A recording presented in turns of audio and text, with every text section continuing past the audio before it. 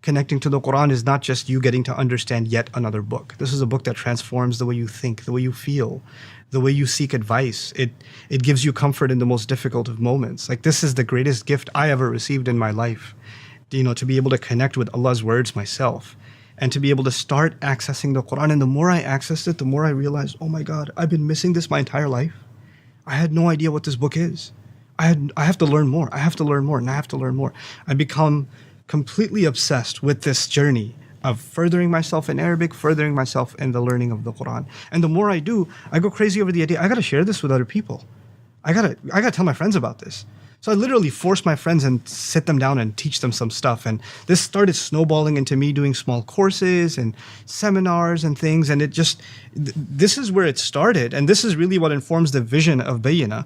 Bayyinah is just about people that felt like they want to connect with the Quran, but they don't even know where to begin. Like, we're here to help you with that. That's our mission. Like, I want people that were in the same place I was, or even worse, and don't have those resources, and I want to become a resource for them because I know what that frustration is like, and I want to be able to help with that, right? So that's where Bayyinah begins.